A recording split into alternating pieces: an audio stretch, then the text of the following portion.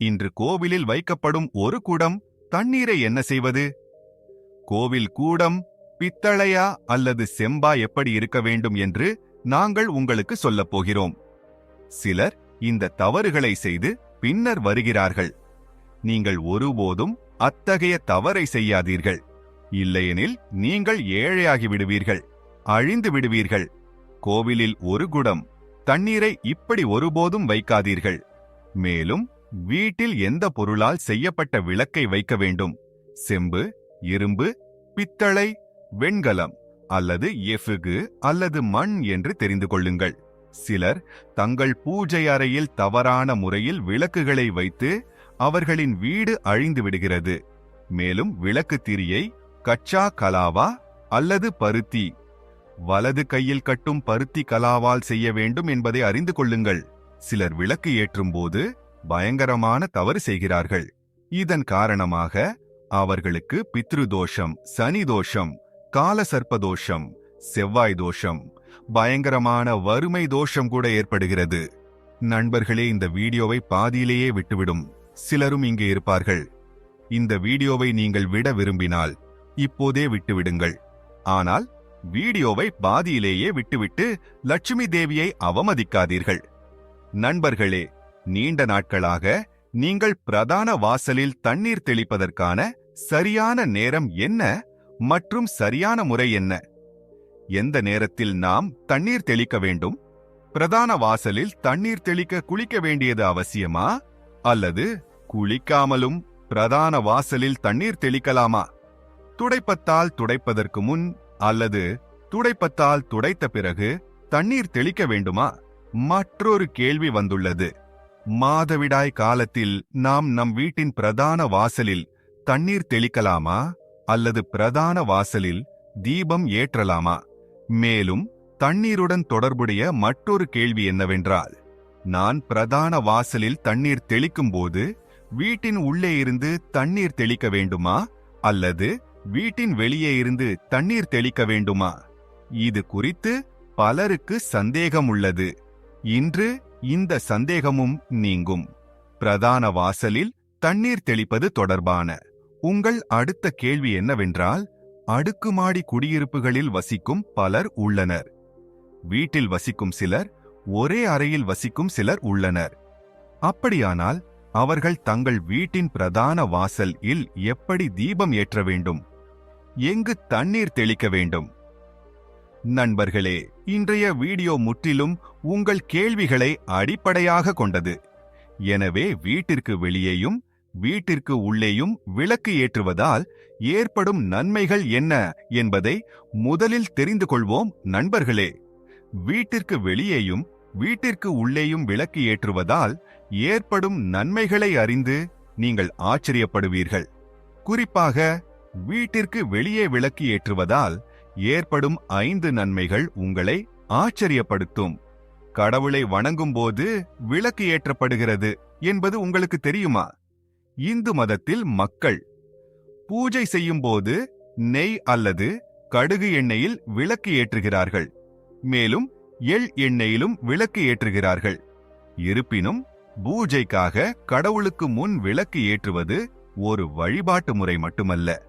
வீட்டிற்கு உள்ளேயும் வெளியேயும் விளக்கு ஏற்றுவதால் பல நன்மைகள் உள்ளன. விளக்கு ஏற்றுவதால் பல சக்திகள் வெளிப்படைவது மட்டுமல்லாமல் இந்த 5 பெரிய நன்மைகளும் கிடைக்கின்றன. எனவே நண்பர்களே, முதல் விஷயம் என்னவென்றால், பூமியிலிருந்து இருள் நீங்குகிறது. வீட்டில் விளக்கு ஏற்றுவதால் வீட்டில் இருள் நீங்குவதுடன் எதிர்மறை ஆற்றலும் வெகு தூரம் விலகிச் செல்கிறது. எங்கு விளக்கு எரிகிறதோ அங்கு நேர்மறை ஆற்றல் குடிகொண்டிருக்கும். வீட்டில் நேர்மறை ஆற்றல் இருந்தால் கடவுளும் அங்கு இருப்பார் என்பது வெளிப்படை. அதனால்தான் மாலை அல்லது இரவு வருவதற்கு முன் வீட்டில் விளக்கு ஏற்றப்படுகிறது. இதனால் எந்த தவறான எதிர்மறை ஆற்றலும் வீட்டிற்குள் நுழைய முடியாது. நண்பர்களே, எண்ணெய் விளக்கு அணைந்த பிறகு அரை மணி நேரம் வரை அதன் தாக்கம் வளிமண்டலத்தில் இருக்கும். அதே சமயம் சுத்தமான நெய் விளக்கு அணைந்த பிறகு சுமார் 4 மணி நேரம் வரை வளிமண்டலத்தை நேர்மறையாக வைத்திருக்கும். நண்பர்களே, இரண்டாவது விஷயம், விளக்கு ஏற்றுவது மத ரீதியாக மட்டுமல்ல, அறிவியல் ரீதியாகவும் நன்மை பயக்கும். வீட்டில் சுத்தமான நெய் அல்லது கடுகு எண்ணெயில் விளக்கு ஏற்றப்படும் போது அதன் புகையால் வீட்டின் சூழலில் தூய்மை ஏற்படுகிறது.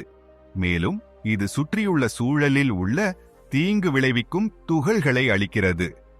நண்பர்களே, மூன்றாவது விஷயம், வீட்டில் மகிழ்ச்சியும் செழிப்பும் குடிகொண்டிருக்கும். எந்த வீட்டில் காலையிலும் மாலையிலும் கடவுளுக்கு முன் விளக்கு ஏற்றப்படுகிறதோ அந்த வீட்டில் மகாலட்சுமி எப்போதும் அருள் புரிவார். அத்தகைய வீட்டில் மகிழ்ச்சியும் செழிப்பும் குடிகொண்டிருக்கும் விளக்குச் சுடரை கிழக்கு திசையில் வைத்தால் நீண்ட ஆயுள் கிடைக்கும். அதே சமயம் வடக்கு திசையில் வைத்தால் வீட்டில் செல்வமும் செழிப்பும் அதிகரிக்கும்.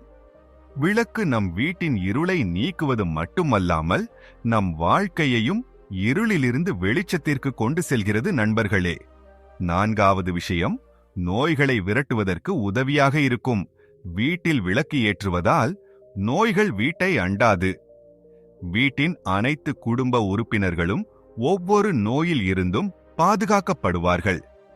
குறிப்பாக தீபத்துடன் ஒரு கிராம்பை எரிப்பது அதன் விளைவை இரட்டிப்பாக்குகிறது.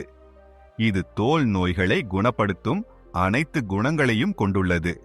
எனவே நெய் தீபம் ஏற்றுவது ஆரோக்கியத்திற்கு மிகவும் நன்மை பயக்கும். நண்பர்களே, 5ஆம் எண்ணை பற்றி பேசுவோம். சுப சக்திகளை ஈர்க்கப்படுகின்றன. சனாதன தர்மத்தின்படி எந்த வீட்டில் காலை மற்றும் மாலை தீபம் ஏற்றப்படுகிறதோ அந்த வீட்டில் ஒருபோதும் இருள் இருக்காது. அந்த வீட்டில் மகிழ்ச்சியும் செழிப்பும் குடிகொண்டிருக்கும். அது மட்டுமின்றி எரியும் தீபம் சுபசக்திகளை காந்தம் போல உங்கள் வீட்டை நோக்கி ஈர்க்கிறது. இது உங்களுக்கு மிகவும் சுபமாக கருதப்படுகிறது. எனவே நண்பர்களே, இப்போது பிரதான வாசலில் தண்ணீர் தெளிப்பதற்கான சரியான நேரம் மற்றும் சரியான முறை என்ன என்பதை அறிந்து கொள்வோம். நீங்கள் பிரதான வாசலில் தண்ணீர் தெளிகிறீர்கள் என்றால் நீங்கள் ஒரு நாள் முன்னதாகவே, அதாவது இரவு தூங்குவதற்கு முன் ஒரு பாத்திரத்தில் தண்ணீர் எடுக்க வேண்டும் என்பதை நினைவில் கொள்ள வேண்டும். நீங்கள் எந்த பாத்திரத்தையும் எடுக்கலாம். உதாரணமாக, நீங்கள் ஒரு செம்பு பாத்திரத்தை எடுக்கலாம். செம்பு இல்லை என்றால் நீங்கள் பித்தளை எஃபேக்கு வெள்ளி பாத்திரத்தை எடுக்கலாம். உங்களிடம் உள்ள எந்த பாத்திரத்தையும் நீங்கள் எடுக்கலாம். ஒரு குவளையில் சிறிது கங்கை நீரை ஊற்றி அதன் மேல் சுத்தமான தண்ணீரை நிரப்பவும். ஆம், கங்கை நீர் இல்லை என்றால் கவலைப்பட தேவையில்லை. சுத்தமான தண்ணீரால் கூட பாத்திரத்தை நிரப்பலாம். மற்றும் அந்த தண்ணீர் நிரம்பிய பாத்திரத்தை உங்கள் வீட்டு சமையலறையில் வைக்கவும். இப்பொழுது அடுத்த நாள் காலையில் எழுந்து உங்கள் வீட்டின் பிரதான வாசலில் தண்ணீர் தெளிப்பீர்கள். பிரதான வாசலில் காலையில் முதலில் தெளிக்கப்படும் தண்ணீர் அனைத்து வகையான பிரச்சனைகளையும் வீட்டில் இருந்து நீக்க தெளிக்கப்படுகிறது. உதாரணமாக, நீங்கள் எந்த வகையான எதிர்மறை ஆற்றலால் பாதிக்கப்பட்டிருந்தால், நீண்ட காலமாக பிரச்சனைகளில் சிக்கியிருந்தால், அத்தகைய சூழ்நிலையில் வீட்டில் சமையலறையில் தண்ணீர் வைக்கப்படுகிறது. மேலும் இந்த தண்ணீர் காலையில் எழுந்து வீட்டின் பிரதான வாசல் தெளிக்கப்படுகிறது. இந்த தண்ணீரை தெளிப்பதன் மூலம் உங்கள் வீட்டில் உள்ள எந்த பிரச்சனையும் மிக விரைவாக நீங்கும். இந்த பரிகாரத்தை செய்வதன் மூலம் உங்கள் வீட்டில் மகிழ்ச்சியும் செழிப்பும் உண்டாகும். நோய்களில் இருந்தும் விடுதலை கிடைக்கும். அதாவது எந்த வகையான மனப்பிரச்சனை, உடல் பிரச்சனை, நிதி நெருக்கடி அல்லது உங்கள் வீட்டில் ஏதேனும் வாஸ்து தோஷம், எந்த வகையான கிரக தோஷம் இருந்தாலும் அனைத்து வகையான தோஷங்களில் இருந்தும் கிரக தோஷங்களில் இருந்தும் உங்களுக்கு விடுதலை கிடைக்கும். வாஸ்து தோஷம் மற்றும் பித்ரு தோஷம் கூட நீங்கும். அதனுடன் பலருக்கு யாரோ ஒருவர் அவர்களுக்கு ஏதேனும் செய்துவிட்டார்களா என்ற கேள்விகள் உள்ளன. அவர்களின் குடும்பத்தில் முன்பு எந்த பிரச்சனையும் இல்லை. ஆனால் இப்போது சில காலமாக தொடர்ந்து பிரச்சனைகள் வந்து கொண்டிருக்கின்றன. மேலும் வெளியேற வழியில்லை. பிரச்சனையிலிருந்து வெளியேற யாராவது செய்த தந்திர மந்திரத்தின் தாக்கம் அல்லது யாருடைய கெட்ட பார்வையின் தாக்கம் இருந்தாலும் உங்களை இந்த பரிகாரத்தால், அதாவது இந்த ஒரு குடம் தண்ணீரால் உங்கள் பிரச்சனை சில நாட்களில் முடிந்துவிடும். எனவே இது வீட்டின் அனைத்து பிரச்சனைகளில் இருந்தும் விடுபட ஒரு சஞ்சீவி மற்றும் எளிமையான மிக எளிதான பரிகாரமாகும். இது நமது சாஸ்திரங்களில் விவரிக்கப்பட்டுள்ளது. எனவே உங்கள் வீட்டின் சமையலறையில் ஒரு குடம் தண்ணீரை இரவில் நிரப்பி வைத்து அதிகாலையில் எழுந்து அந்த தண்ணீரை உங்கள் வீட்டின் பிரதான வாசலில் தெளிக்கவும். இப்போது பலருக்கு இந்த தண்ணீரை எந்த நேரத்தில் எங்கள் வீட்டின் பிரதான வாசலில் தெளிக்க வேண்டும் என்ற கேள்விகள் வருகின்றன. எனவே சூரிய உதயமாவதற்கு முன் இந்த தண்ணீரை உங்கள் வீட்டின் பிரதான வாசலில் தெளிக்க வேண்டும். இதற்கு பிறகு நீங்கள் சுத்தமான தண்ணீரால், அதாவது வேறு எந்த தண்ணீரால் உங்கள் வீட்டின் பிரதான வாசலை கழுவினாலும் எந்த பிரச்சனையும் இல்லை. ஆனால் இந்த தண்ணீரை வீட்டின் பிரதான வாசலில் சூரிய உதயமாவதற்கு முன் தெளிக்க வேண்டும். இப்போது நண்பர்களே, உங்கள் அடுத்த கேள்வி என்னவென்றால், குளித்த பிறகு இந்த தண்ணீரை எங்கள் வீட்டின் பிரதான வாசல் தெளிக்க வேண்டுமா அல்லது குடிக்காமலும் செய்யலாமா? பாருங்கள், நாம் இந்த தண்ணீரை ஊற்றுவது, அதாவது இது ஒரு பரிகாரம். எனவே இதை நாம் குளித்த பிறகு செய்வதில்லை. காலையில் சீக்கிரம் எழுந்து முதலில் வீட்டின் சமையலறைக்கு சென்று பின்னர் அந்த தண்ணீரை எடுத்துக்கொண்டு வீட்டின் பிரதான வாசலுக்கு செல்ல வேண்டும். முக்கிய வாயிலை திறந்து பிரதான வாயிலை திறந்து விடுங்கள். அதன் பிறகு பிரதான வாயிலில் இந்த நீரையே தெளித்து விடுங்கள். மேலும் நீர் தெளிக்கும் போது உங்கள் முன்னோர்களை, தானியங்கள் லட்சுமி தேவியை தியானியுங்கள். ஏனென்றால் காலையில் லட்சுமி தேவி ஒவ்வொரு வாயிலுக்கும் அனைவரின் வாயிலுக்கு வருகிறாள் என்று கூறப்படுகிறது. யாருடைய வாயில்கள் திறந்து இருக்கிறதோ, யாருடைய வீட்டில் பிரதான வாயிலில் நீர் தெளிக்கப்பட்டு இருக்கிறதோ அவருடைய வீட்டிற்குள் நுழைந்து விடுகிறாள். எனவே நீங்கள் லட்சுமி தேவியை உங்கள் மனதில் தியானித்து ஒரு விதத்தில் பிரார்த்தனை செய்யுங்கள். ஏ லட்சுமி, நீங்கள் என் வீட்டிற்குள் நுழையுங்கள். உங்களை வரவேற்க நான் தயாராக இருக்கிறேன். அதன் பிறகு உங்கள் முன்னோர்களை தியானியுங்கள். ஏனென்றால் நம் வீட்டின் வாசற்படிதான் அங்குதான் முன்னோர்கள் வசிக்கிறார்கள் என்று நம்பப்படுகிறது. எனவே நீங்கள் வாசற்படியில் நீர் தெளிக்கும் போது உங்கள் முன்னோர்கள் மிகவும் மகிழ்ச்சி அடைகிறார்கள். மேலும் அவர்களின் ஆசீர்வாதமும் உங்களுக்கு கிடைக்கிறது. எனவே காலையில் நீங்கள் நீர் தெளிப்பதற்கு குளிக்க வேண்டிய அவசியமில்லை. குளிக்காமலும் செய்யலாம். நண்பர்களே, வீடியோவில் தொடர்வதற்கு முன் கருத்து பெட்டியில் ஜெய் மா லட்சுமி என்று எழுதும்படி ஒரு சிறிய வேண்டுகோள். மேலும் எங்கள் சேனலை சப்ஸ்கிரைப் செய்து பெல் ஐகானையும் கிளிக் செய்யவும். எனவே நண்பர்களே, உங்கள் அடுத்த கேள்வி என்னவென்றால், பிரதான வாயிலில் நீர் தெளிப்பது காலையில் துடைப்பத்தால் சுத்தம் செய்த பிறகு செய்ய வேண்டுமா அல்லது துடைப்பத்தால் சுத்தம் செய்வதற்கு முன்பும் நீர் தெளிக்கலாமா? எனவே பாருங்கள், நான் உங்களுக்கு முன்பே சொன்னது போல் எழுந்த பிறகு நீங்கள் செய்ய வேண்டிய முதல் வேலை நீர் தெளிப்பதுதான். அதன் பிறகு நீங்கள் துடைப்பத்தால் சுத்தம் செய்யலாம். ஆனால் நாம் தூங்கி எழுந்ததும் ஒரு விஷயத்தை கவனத்தில் கொள்ள வேண்டும். முதலில் படுக்கையில் அமர்ந்தபடியே இரு உள்ளங்கைகளையும் ஒன்றாக பார்க்க வேண்டும். உள்ளங்கைகளை பார்த்தபடி லட்சுமி தேவியை தியானிக்க வேண்டும். லக்ஷ்மிகர மத்திய சரஸ்வதி கரமூலே. இது பிரம்மா பிரபாதே கர தர்சனம். நண்பர்களே, நீங்கள் விரும்பினால் இந்த மந்திரத்தை உச்சரிக்கலாம். உச்சரிக்கவில்லை என்றாலும் பரவாயில்லை. அதன் பிறகு உங்கள் கையால் பூமியை தொட்டு வணங்க வேண்டும். 2 அல்லது 3 முறை பூமியை தொட்டு வணங்க வேண்டும். அதன் பிறகு உங்கள் வலது காலை பூமியில் வைக்க வேண்டும். அதன் பிறகுதான் மற்ற அனைத்து வேலைகளும் செய்யப்படும். அதன் பிறகுதான் நீங்கள் தண்ணீரை தெளிக்க வேண்டும். அதாவது காலையில் எழுந்ததும் முதலில் உள்ளங்கைகளை பார்க்க வேண்டும். பிறகு பூமிக்கு வணக்கம் செலுத்த வேண்டும். பிறகு பூமியில் காலடி எடுத்து வைக்க வேண்டும். அதன் பிறகு சமையலறைக்குச் சென்று நீங்கள் தண்ணீர் எடுத்து வீட்டின் பிரதான கதவை திறந்து பிரதான கதவில் தண்ணீரை தெளிக்க வேண்டும். லட்சுமி தேவியையும் உங்கள் முன்னோர்களையும் தியானிக்க வேண்டும். அதன் பிறகு நீங்கள் உங்கள் வீட்டிற்குள் வந்து விடுவீர்கள். அதன் பிறகு உங்கள் வழக்கமான வேலைகள், அதாவது நீங்கள் தொடைப்பீர்கள் அல்லது குளிப்பீர்கள். இந்த அனைத்து வேலைகளும் அதன் பிறகுதான் செய்யப்படும். இப்போது பலரின் கேள்விகள் வருகின்றன. நாம் தண்ணீரை தெளிக்கும்போது அதே நேரத்தில் வீட்டின் பிரதான கதவை உடைத்து தண்ணீரை ஊற்றி பிரதான கதவை நன்றாக சுத்தம் செய்ய முடியுமா? ஆம், நிச்சயமாக செய்யலாம். முதலில் சமையலறையில் உள்ள தண்ணீரை தெளித்து விடுங்கள். அதன் பிறகு மேலும் தண்ணீரை ஊற்றி, அதாவது உங்களிடம் மேலும் தண்ணீர் இருந்தால் மேலும் தண்ணீர் எடுத்து வீட்டின் பிரதான கதவை உடைப்பால் அல்லது வேறு எப்படி வேண்டுமானாலும் நன்றாக சுத்தம் செய்யலாம். மேலும் பலரின் கேள்விகள் வந்துள்ளன. நாங்கள் ஓர் அடுக்குமாடி குடியிருப்பில் வசிக்கிறோம் அல்லது ஓர் அறையில் வசிக்கிறோம். வாடகை அறையில் எங்களுக்கு ஒரே ஒரு அறைதான் உள்ளது. நாங்கள் தண்ணீரை தெளிப்பது அல்லது தீபம் ஏற்றுவது எங்கே? நாம் எதை நமது பிரதான வாயிலாக கருத வேண்டும்? பாருங்கள், உங்கள் சொந்த அறை அல்லது உங்கள் பெயர் பலகை உள்ள பிளான்ட். நீங்கள் அந்த இடத்தில் தீபம் ஏற்றுவீர்கள். மேலும் அந்த இடத்தில் நீங்கள் தண்ணீர் தெளிக்க வேண்டும். அதாவது ஒரே ஒரு அறை கொண்ட வீடு என்றால் உங்கள் அறையின் கதவு எங்கு இருக்கிறதோ அங்கேயே நீங்கள் சிறிது தண்ணீர் தெளிக்க வேண்டும். அங்கேயே நீங்கள் தீபம் ஏற்ற வேண்டும்.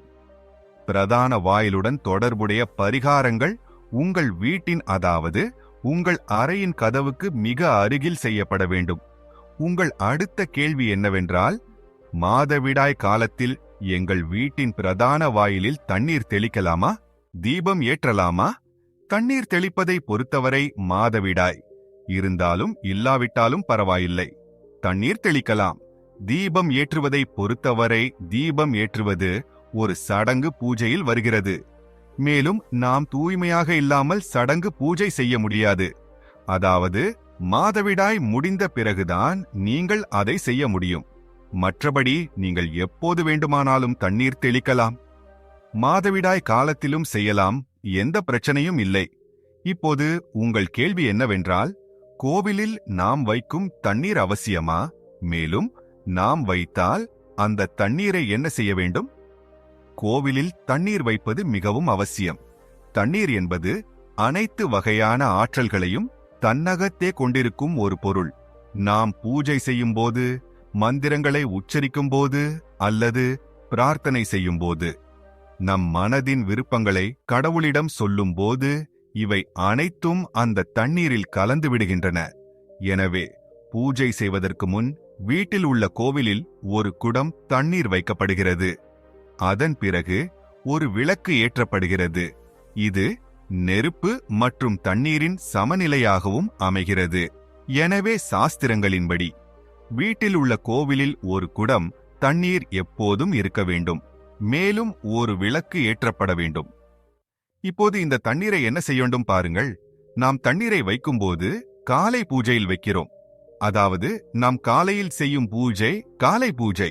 அந்த நேரத்தில் தண்ணீர் வைக்கப்படுகிறது. மேலும் அந்த தண்ணீரை அடுத்த நாள் எடுக்கிறோம். அதாவது நீங்கள் அடுத்த நாள் பூஜை செய்ய செல்லும் போது முதலில் அந்த தண்ணீரின் பயன்பாட்டை கேளுங்கள். உங்கள் வீட்டில் உள்ள அனைத்து அறைகளிலும், அதாவது வீடு முழுவதும் அந்த தண்ணீரை தெளிகிறீர்கள். இதனால் உங்கள் வீடு சுத்தமாகிறது. ஏனெனில் அது மிகவும் நேர்மறை ஆற்றல் நிறைந்த தண்ணீர். இதனால் பல நோய்களும் குணமாகும். அந்த தண்ணீரை தெளிப்பதன் மூலம் எந்த வகையான எதிர்மறை ஆற்றலும் உங்கள் வீட்டிற்குள் நுழையாது. உங்கள் வீட்டில் எந்த வகையான பிரச்சனைகள் இருந்தாலும் நீங்கள் தொடர்ந்து அந்த தண்ணீரை தெளித்தால் உங்கள் வீட்டில் நீங்கள் நிச்சயமாக பிரச்சனைகளில் இருந்து விடுபடுவீர்கள். பல சமயங்களில் நீங்கள் மருந்து எடுத்துக் கொண்டிருக்கிறீர்கள், ஆனால் மருந்து வேலை செய்யவில்லை என்று மக்கள் கேட்கிறார்கள். மருந்தின் எந்த விளைவும் காணப்படவில்லை. எனவே மருந்துடன் நோயாளிக்கு இந்த நீர் குடிக்க கொடுக்கப்பட்டால், அதாவது இந்த நீரில் மருந்து உட்கொள்ளப்பட்டால் மருந்துகள் மிக நன்றாக வேலை செய்யத் தொடங்குகின்றன. மேலும் குடும்பத்தில் அதிக சண்டை இருந்தால், எப்போதும் ஒவ்வொரு விஷயத்திலும் கருத்து வேறுபாடு இருந்தால், குடும்ப உறுப்பினர்கள் அனைவரும் இந்த நீரில் இருந்து கொஞ்சம் கொஞ்சமாக குடித்தால் படிப்படியாக எண்ணங்களில் மாற்றம் வரத் தொடங்குகிறது. அனைவருக்கும் நேர்மறையான எண்ணங்கள் வரத் தொடங்குகின்றன. மேலும் ஒருவருக்கொருவர் ஒருங்கிணைப்பு வரத் தொடங்குகிறது. வீட்டிலிருந்து சண்டை, சச்சரவு மற்றும் கருத்து வேறுபாடுகள் நிரந்தரமாக முடிவுக்கு வருகின்றன. மேலும் கோவிலில் வைக்கப்பட்ட நீரின் அடுத்த தீர்வு என்ன பாருங்க. நீங்க ஒரு கடை வைத்திருந்தால், உங்களுக்கு ஒரு வணிக இடம் இருந்தால், தினமும் இந்த நீரிலிருந்து கொஞ்சம் நீர் எடுத்து கடை அல்லது வணிக இடத்தில் தெளிக்கவும். இதனால் உங்கள் கடை உங்கள் வேலையை மிக நன்றாக நடக்கும். அதாவது உங்கள் வணிக இடத்தில் எந்த பிரச்சனையும் வராது. ஏனென்றால் நான் உங்களுக்கு சொன்னது போல் இந்த நீர் மிகவும் சக்தி வாய்ந்தது, மிகவும் நேர்மறையானது. கோவிலில் வைக்கப்பட்ட ஒரு குடம் நீர் ஏன் சக்தி வாய்ந்ததாகவும் நேர்மறையாகவும் இருக்கிறது? ஏனென்றால் அதில் நேர்மறை ஆற்றல் நிறைந்துள்ளது. நீர் அமிர்தம், இனிப்பு, பழங்கள், உணவு தானியங்கள் ஆகியவற்றை விட உயர்ந்ததாக கருதப்படுகிறது. தேவி தேவதைகள் நீங்கள் கொடுத்த இந்த நீரையே உட்கொள்கிறார்கள். கோவிலில் ஒரு குடம் நீர் வைப்பது நீங்கள் காலை, மதியம், இரவு உணவை உண்பது போல முக்கியம். நாம் கடவுளை வணங்கும் போது செம்பு பாத்திரத்திலோ அல்லது பித்தளை பாத்திரத்திலோ ஒரு குடம் நீர் வைப்போம். நீர் கடலை போன்றது. இந்த கடலை உங்கள் படகை கடக்க உதவுகிறது. கோவிலில் ஒரு குடம் நீர் வைப்பார்கள். இதனால் கடவுள் அதை உட்கொள்வார். இந்த நீர் பிரசாதம். அடுத்த நாள் காலையில் இதை பிரசாதமாக உட்கொள்ளுங்கள். ஆனால் கோவிலில் வைக்கப்பட்ட குடம் நீரை ஒருபோதும் துளசியில் அர்ச்சிக்க கூடாது என்பதை நினைவில் கொள்ளுங்கள். ஏனெனில் இந்த நீரை அனைத்து தேவி தேவதைகளும் உட்கொள்கிறார்கள். எனவே துளசியில் ஊற்றுவது தடை செய்யப்பட்டுள்ளது. ஆனாலாம் உங்கள் வீட்டில் லட்டு கோபால் ராதாகிருஷ்ணன் இருந்தால் அவர்களுக்கு ஒரு குடம் நீர் அர்ச்சித்தால் அடுத்த நாள், அதாவது காலையில் அந்த நீரை துளசியில் ஊற்றலாம். கோவிலில் வைக்கப்பட்ட ஒரு குடம் நீரை அடுத்த நாள், அதாவது காலையில் இந்த நீரால் உங்கள் கண்களை கழுவ வேண்டும். இது கண்களின் பார்வையை அதிகரிக்கிறது மற்றும் கண்களில் உள்ள அனைத்து நோய்களையும் நீக்குகிறது. சாஸ்திரங்களின்படி கோவிலில் ஒரு குடம் நீர் வைக்காதவர்களின் வீட்டில் பஞ்சம் ஏற்படும். வீடு ஏழையாகிவிடும், அழிந்துவிடும். குடும்பத்தில் பிரச்சனைகள் வரும், வறுமை வரும். நீங்கள் விரும்பினால் ஒரு குடம் நீரில் பூக்கள் போன்றவற்றை போட்டு வைக்கலாம். இது மிகவும் மங்களகரமானதாக கருதப்படுகிறது. கோவிலில் வைக்கப்பட்ட நீரால் நாம் வேறு என்ன செய்ய முடியும்? வாருங்கள், இந்த நீரை தெளிப்பதன் மூலம் பல பிரச்சனைகள் தீரும் என்பதை அறிந்து கொள்வோம். உதாரணமாக, உங்கள் கடையில் யாருடைய கண்ணும் பட்டிருந்தால் பலரிடம் இருந்து கேள்விகள் வருகின்றன. எங்கள் வேலையை யாரோ கட்டி போட்டுவிட்டார்கள் என்று. அதாவது யாருடைய கெட்ட கண்ணும் அப்படிப்பட்டுவிட்டது. முன்பு கடை நன்றாக ஓடியது, இப்போது ஓடவில்லை. எனவே நீங்கள் இந்த பரிகாரத்தை செய்யலாம். நிச்சயமாக மிக விரைவில் நீங்கள் பிரச்சனைகளில் இருந்து விடுபடுவீர்கள். உங்கள் வியாபாரம் இரட்டிப்பாகவும் 4 மடங்காகவும் வளரும். மேலும் கோவிலில் வைக்கப்பட்டிருக்கும் நீரை உங்கள் வீட்டின் சமையலறையில் சமைப்பதற்கும் குடிப்பதற்கும் பயன்படுத்தலாம். ஆனால் உங்கள் வீட்டில் முற்றிலும் சாத்வீக உணவு தயாரிக்கப்பட்டால் மட்டுமே சமைப்பதில் பயன்படுத்தவும். அதாவது உங்கள் வீட்டில் பூண்டு, வெங்காயம் பயன்படுத்தப்பட்டால் இந்த நீரை சமைப்பதில் பயன்படுத்த முடியாது. பிறகு நீங்கள் இந்த நீரை குடும்ப உறுப்பினர்கள் கொஞ்சம் கொஞ்சமாக உட்கொள்ளலாம். மீதமுள்ள நீரை உங்கள் வீட்டில் உள்ள செடிகளுக்கு ஊற்றலாம். எனவே கோவிலில் வைக்கப்பட்டிருக்கும் நீர் வீணானது, எந்த பயனும் இல்லை என்று அர்த்தமல்ல. இந்த நீருக்கு பல பயன்கள் உள்ளன. நாம் சரியாக பயன்படுத்தினால் நம் வாழ்க்கையின் பல பிரச்சனைகளுக்கு தீர்வு காணலாம். இந்த ஒரு குடம் நீரால் நாம் செய்யலாம். எனவே மந்திரங்களால் அபிஷேகம் செய்யப்பட்ட நீர் மிகவும் முக்கியமானது, மிகவும் சக்தி வாய்ந்தது என்பதை நினைவில் கொள்ளுங்கள். மேலும் நம் வீட்டில் உள்ள கோவிலில் வைக்கப்பட்டிருக்கும் நீர் தெய்வங்களின் ஆசீர்வாதம். ஏனெனில் அது எல்லா நேரமும் தெய்வங்களிடம் இருக்கும். தெய்வங்கள் அங்கு இருப்பதால் அந்த நீரில் அனைத்து வகையான சக்திகளும் அடங்கியுள்ளன. அவை நேர்மறை சக்திகள். மேலும் இந்த நீரை நாம் சரியாக பயன்படுத்தினால், அதாவது அதை குடிப்பதில் பயன்படுத்தினால், சமைப்பதில் பயன்படுத்தினால், வீட்டில் நீரை தெளிப்ப இல் பயன்படுத்தினால் இதனால் நம் பிரச்சனைகள் தீரும். மேலும் எந்த ஒரு வேலையும் வழக்கமாக, அதாவது தினமும் செய்யப்பட்டால் அதன் பலன் நமக்கு கிடைக்கும். நீங்கள் எப்போதாவது செய்தால் உங்களுக்கு அவ்வளவு பலன் கிடைக்காது. ஆனால் நீங்கள் தினமும் அதை வீட்டிற்குள் சீக்கிரம் தெளிக்க வேண்டும் என்று ஒரு விதியை உருவாக்கினால் வீட்டிலுள்ள ஒவ்வொருவருக்கும் கொஞ்சம் குடிக்க கொடுக்க வேண்டும். மீதமுள்ள தண்ணீரை செடிகளில் ஊற்றவும், கடையில் தெளிக்கவும், உங்கள் வீட்டிலுள்ள வணிக இடத்தில் தெளிக்கவும். குழந்தைகளின் புத்தகங்கள், கண்ணாடிகள், உங்கள் வீட்டு பெட்டகம் என எல்லா இடங்களிலும் இந்த தண்ணீரை தெளித்து அதை தவறாமல் செய்யுங்கள். நீங்கள் நிச்சயமாக ஒரு அதிசயத்தை காண்பீர்கள். அதேபோல் சமையல் அறையில் வைக்கப்பட்டுள்ள தண்ணீரை உங்கள் வீட்டின் பிரதான வாசலில் தெளித்தால் அதன் பலனையும் மிக விரைவாக காண்பீர்கள். ஆனால் இதை உங்கள் வழக்கத்தில் சேர்க்க வேண்டும். இந்த வேலையை தினமும் தவறாமல் செய்ய வேண்டும். அப்போதுதான் உங்களுக்கு பலன் கிடைக்கும். ஆம், பலரிடம் இருந்து கேள்விகள் வருகின்றன. கோவிலில் வைக்கப்பட்டுள்ள தண்ணீர் அடுத்த நாள் நாம் எடுக்கும்போது அது திறந்திருப்பதால் பலமுறை பூச்சிகள் அதில் விடுகின்றன. அதை நாம் மூடி வைக்கலாமா? ஆம், நீங்கள் அதை மூடி வைக்கலாம் என்று நான் உங்களுக்கு சொல்ல விரும்புகிறேன். பூஜை செய்த பிறகு அந்த தண்ணீரை ஒரு தட்டு அல்லது கிண்ணத்தால் மூடி வைக்கவும். பின்னர் அடுத்த நாள் அந்த தண்ணீரை எடுக்கும்போது நீங்கள் முற்றிலும் சுத்தமான மற்றும் தெளிவான தண்ணீரை காண்பீர்கள். மேலும் நீங்கள் எந்த வேலைக்கும் தண்ணீரை பயன்படுத்தலாம். மற்றும் நண்பர்களே, நீங்கள் வீட்டின் பிரதான வாசலில் தண்ணீர் தெளிக்கும் போதெல்லாம் விநாயக பெருமான் இந்த மந்திரத்தை உச்சரிக்கவும், ஓம் கணபதையே நம. மேலும் வீடியோவில் நாங்கள் உங்களுக்கு சொன்னதை கவனமாக புரிந்து கொண்டு உங்கள் வீட்டின் பிரதான வாசலில் தண்ணீரை தெளிக்கவும். நண்பர்களே, இப்போது விளக்கு எந்த பொருளால் இருக்க வேண்டும்? இரும்பு, செம்பு, பித்தளை, வெண்கலம் அல்லது எஃகு அல்லது மண் வீட்டில் எந்த விளக்கை வைத்திருப்பது மங்களகரமானதாக கருதப்படுகிறது. நீங்கள் தவறுதலாக வீட்டில் தவறான பொருளால் செய்யப்பட்ட விளக்கை வைத்திருந்தால் வீடு முழுவதும் குழப்பமடையும். அது ஏழையாகிவிடும், அழிந்துவிடும். நண்பர்களே, எஃகு விளக்கில் பூஜை செய்வது வீட்டில் சனியை கோபப்படுத்தும். வீட்டில் இரும்பு விளக்கு வைத்தும் பூஜை செய்யக்கூடாது. வீடு அழிந்துவிடும், வறுமை வந்துவிடும். சந்தையில் மக்களை கவர்வதற்காக கண்ணாடி விளக்குகளும் வந்துவிட்டன.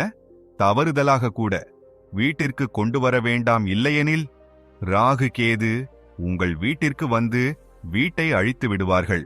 கண்ணாடி விளக்கு சனி மற்றும் ராகுவை கோபப்படுத்தும். செம்பு விளக்கு, பித்தளை விளக்கு, மண் விளக்கு செல்வத்தின் தெய்வம் லட்சுமி தேவியை ஈர்க்கிறது. வீட்டில் வேறு எந்த விளக்கும் கொண்டு வரக்கூடாது. பித்தளை மற்றும் மண் விளக்கு மங்களகரமானதாகவும் சுபகரமானதாகவும் கருதப்படுகிறது. இதனால் சனி மற்றும் ராகு கேதுவும் மகிழ்ச்சியாக இருப்பார்கள். செவ்வாயும் கனமாக இருக்காது. கச்சா கல்வா மற்றும் ரூ விளக்கு ஏற்றுவது சிறந்ததாக கருதப்படுகிறது. கையில் கட்டப்படும் பருத்தி நூலை திரியாக பயன்படுத்துபவர்கள் அந்த வீட்டில் பிரச்சனை மற்றும் வறுமை வந்துவிடும். பருத்தி மற்றும் கச்சா கல்வா மட்டுமே மங்களகரமானதாக கருதப்படுகிறது. நண்பர்களே, இப்போது கோவிலில் ஏன் மணி அடிக்கப்படுகிறது, ஏன் மணி அடிக்கப்படுகிறது என்று தெரிந்து கொள்வோம். ஏன் கை தட்டப்படுகிறது? கோவிலுக்குள் காரணம் என்ன? சங்கரர் கோவிலில் ஏன் மணி அடிக்கப்படுகிறது? கைத்தட்டல் ஏன் மறுக்கப்படுகிறது? கோவிலுக்குள் அல்லது வீட்டிற்குள் நீங்கள் கருட மணியை அடிக்கும்போது, மணி ஓசையை எழுப்பும்போது சிவமகா புராணம், லிங்க புராணம் மற்றும் விஷ்ணு புராணம் ஆகியவை கூறுகின்றன. மணியின் ஓசையை எழுப்புவதன் மூலம் பூமியில் உள்ள அனைத்து புனித இடங்களும், அனைத்து சாதகர்களும் தவம் செய்யும் இடங்களும், அனைத்து ஜமாத் தாபங்களும், அனைத்து புனித பெண்களும் கடைபிடிக்கும் விரதங்களும், அனைத்து தானங்களும் நீங்கள் மணி அடித்த நேரத்தில், அந்த நேரத்தில் அந்த அனைத்து புண்ணியங்களும் மணியின் ஓசையை எழுப்புவதன் மூலம் உங்கள் கணக்கில் வந்து சேரும். சிவபெருமானின் கோவிலில் ஏன் கை தட்டப்படுகிறது?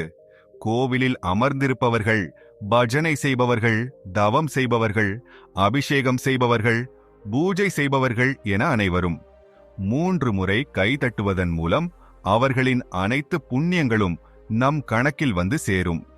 ஈர்க்கப்படும் நம் அதிர்ஷ்டம் வலுப்பெறும். ஒரு நொடியில் நம் கணக்கில் வந்து சேரும். நாம் சங்கரரை மகிழ்விப்பதாக உணர்கிறோம். வீட்டில் கருடமணியை ஒலிப்பது நண்பர்களே. அதனால்தான் குழந்தைகளுக்கு விளையாட மணி கொடுக்கப்படுவதில்லை. கருடமணியை யாரும் விளையாட கொடுக்க மாட்டார்கள். பொருட்களை கொடுப்பார்கள். ஆனால் கருடமணியை கொடுக்க மாட்டார்கள். ஏன் கொடுக்க மாட்டார்கள்? ஏனென்றால் கருடமணியின் நாதம் ஒழிக்கும் போது அனைவரின் புண்ணியமும் நமக்கு கணக்கில் சேர்கிறது. இது சாதாரணமானது அல்ல. பூஜை செய்யும்போது, நினைக்கும்போது, பஜனை செய்யும்போது மணி அடிக்க வேண்டும். அதனால் மணி எப்போது வேண்டுமானாலும் அடிக்கப்படுவதில்லை. மேலும் நீங்கள் கோவிலுக்கு சென்றால் மணியை மிகவும் அன்புடன் ஒலிக்கச் செய்யுமாறு கேட்டுக்கொள்கிறேன். சாதாரணமாக அடிக்க வேண்டாம். பல கோவில்களில் கோவில் கதவுகள் மூடப்பட்டிருந்தாலும் மக்கள் மணி அடிக்கிறார்கள். அப்படி செய்வது பாவம். கடவுள் கோவிலில் தூங்கிக் கொண்டிருந்தால் அந்த நேரத்தில் மணி அடிப்பது பெரும் பாவம் என்று கருதப்படுகிறது.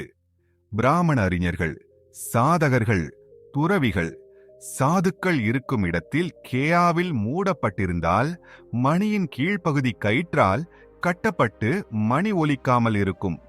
கடவுள் ஓய்வு எடுத்துக் கொண்டிருந்தால், தூங்கிக் கொண்டிருந்தால், நித்திரையில் இருந்தால் அல்லது கோவில் கதவு மூடப்பட்டு இருந்தால் அந்த நேரத்தில் தவறுதலாக மணி ஒலித்தால் 11 பிராமணர்கள் பசியுடன் இருந்த பாவம் ஏற்படும் என்று கூறப்படுகிறது. மணி அடிப்பதற்கு மிகவும் உகந்த நேரம் காலை 4 மணி. காலை 11 மணி மிகவும் அரிதான மற்றும் மங்களகரமானதாக கருதப்படுகிறது. இந்த நேரத்தில் மணி அடிக்க வேண்டும். மேலும் இரவு 6 மணி முதல் இரவு 11 மணி வரை பூஜை மற்றும் மணி அடித்து முடிக்க வேண்டும். ஏனெனில் 12 மணிக்கு முன்னும் 12 மணிக்கு பின்னும் கோவில் கதவுகள் மூடப்படுகின்றன. இந்த நேரத்தில் தெய்வங்கள் ஓய்வெடுக்கின்றன, நித்திரைக்குச் செல்கின்றன. இந்த நேரத்தில் அவர்களை எழுப்புவது, அதாவது பாவத்தில் பங்குதாரர் ஆவதற்கு சமம். நீங்கள் உங்கள் புண்ணியத்தை அளிக்கலாம். எனவே நண்பர்களே, இன்றைய தகவல் எப்படி இருந்தது? நீங்கள் கொஞ்சம் கூட லட்சுமி தேவியை மதித்தால் ஒரு லைக் செய்யுங்கள். மேலும் எங்கள் சேனலை சப்ஸ்கிரைப் செய்து கமெண்ட் ஜெய் மாதா லட்சுமி என்று எழுதுங்கள். நன்றி.